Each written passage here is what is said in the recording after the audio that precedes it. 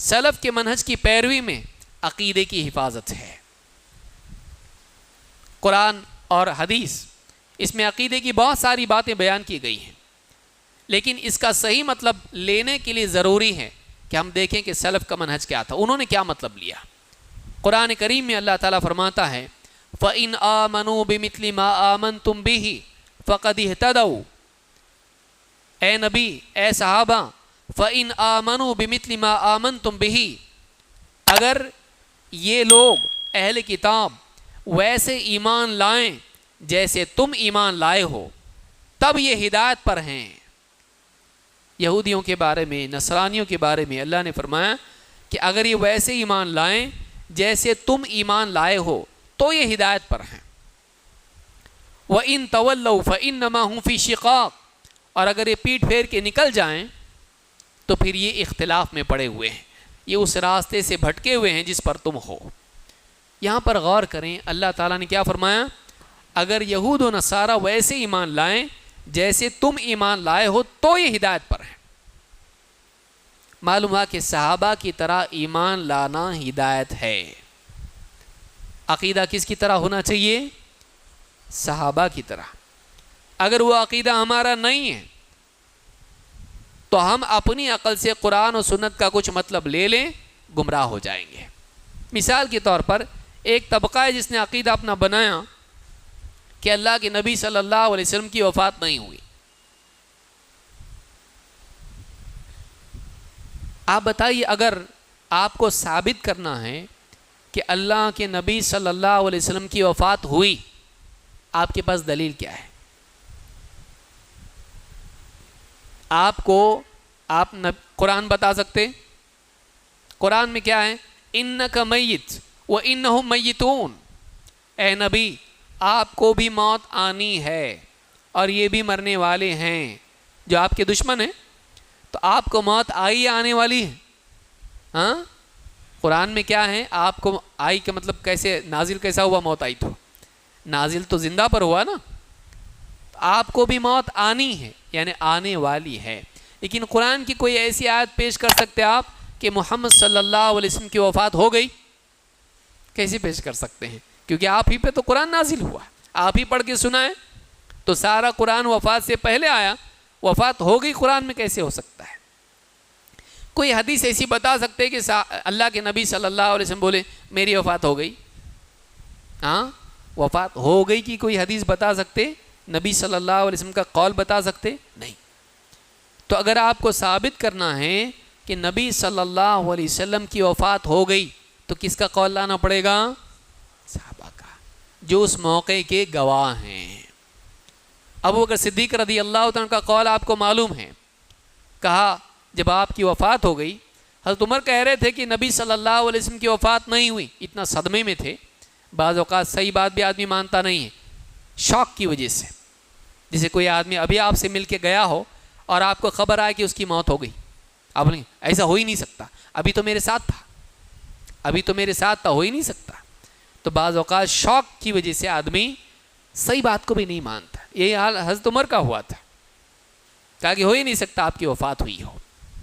لیکن ابو بکر صدیق رضی اللہ تعالیٰ عنہ مسجد میں گئے، حضرت عمر کو چپ بٹھانے کی کوشش کی، نہیں سن رہے۔ کیا کیا؟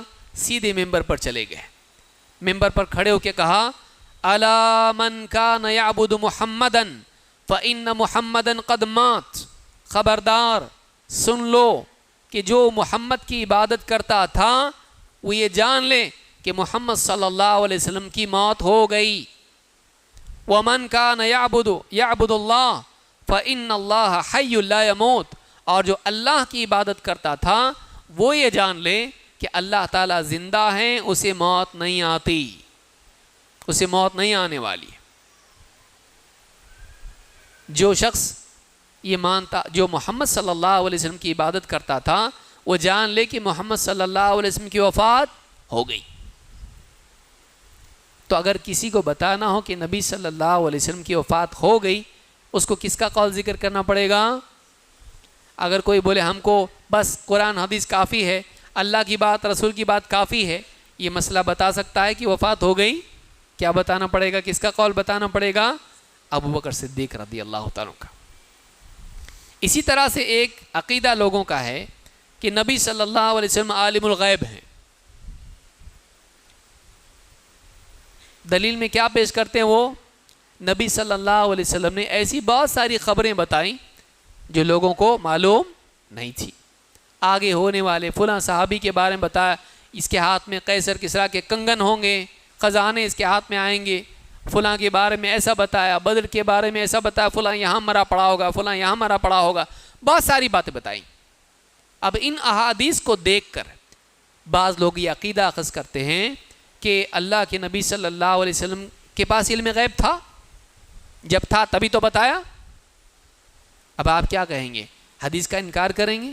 نہیں، ہمارا عقیدہ یہ ہے کہ اللہ تعالیٰ نے جو باتیں جب چاہیں آپ کو بتائیں، جو اللہ بتائے فرشتے کے ذریعے سے یا براہ راست، وہ علم غیب نہیں رہتا۔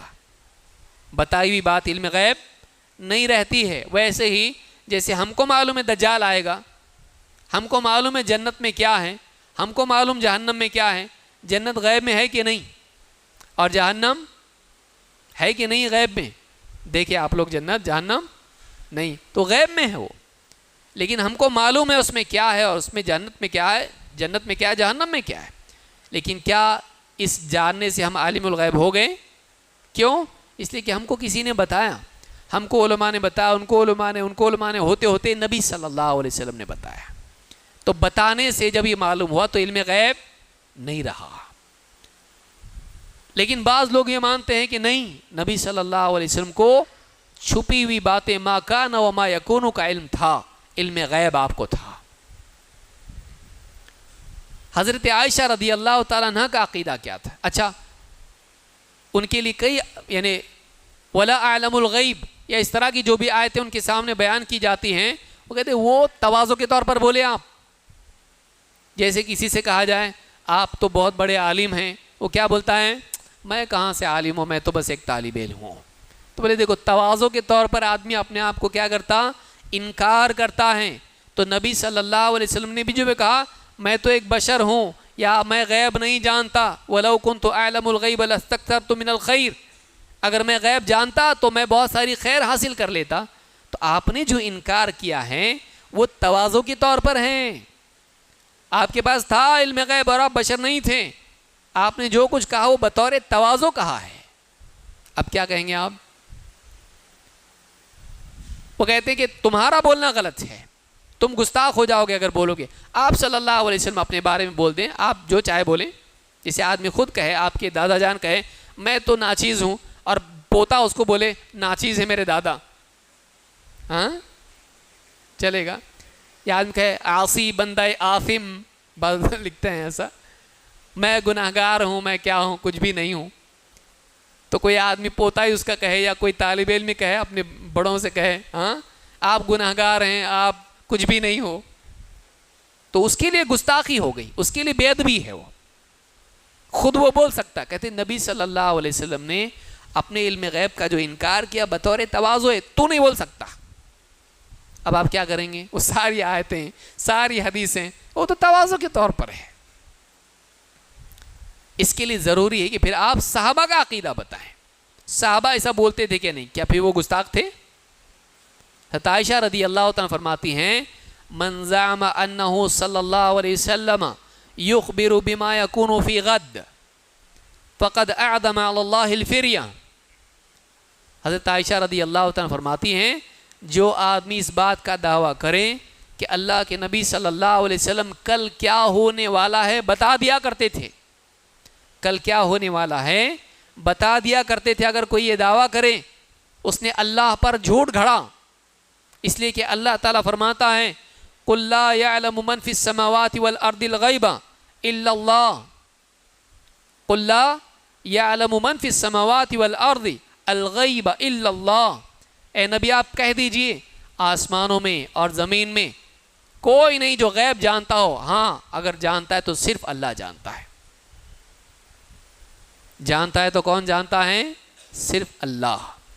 آسمان و زمین میں کوئی غیب نہیں جانتا۔ تو حضرت عائشہ اس آیت سے بتا رہی ہیں، کس کے علم غیب کی نفی کر رہی ہیں؟